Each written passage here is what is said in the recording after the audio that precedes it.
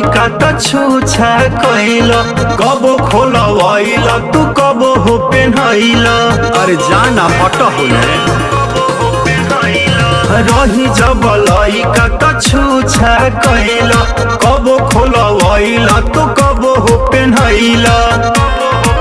त बोल अब कहे दातवा पीसेल, अब हम भइनी सियान गाल काहे मिसेल।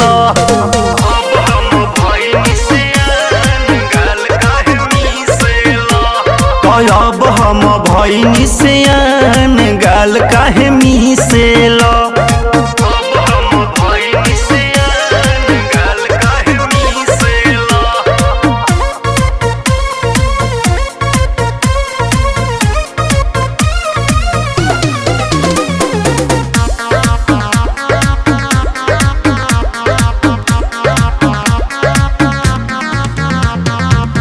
धरा धरी कैसे करी, धरही में मनवा डरी। नीचे छुआवतार ऊपर गिरावतार, कैला से ई बरियारी दिलवा मोर जाई हारी। बिना ही मुडावा के काहे चढ़ावतार, छोट जगह पर बहुत नोटिस ला।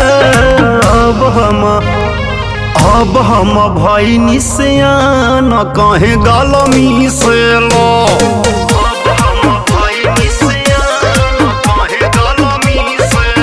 अरे रे अब हम भइनी सियान कहे गाल मिसेल।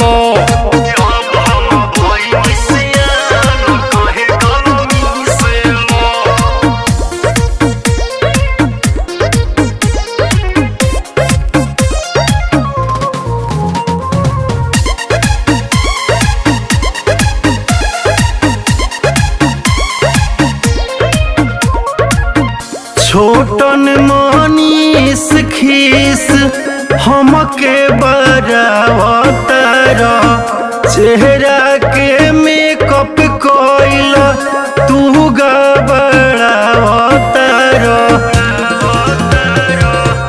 मदन ना मन से होई करे में अखिया रोई। ऊंचा खाला होई जाई होई हाला जानी कोई। रस पिए मेरा कैसे उठ घीसेल। अब हम भइनी सियान गाल काहे मिसेल।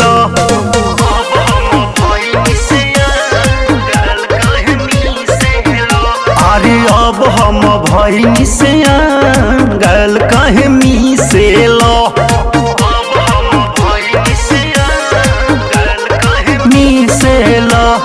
मिसेल।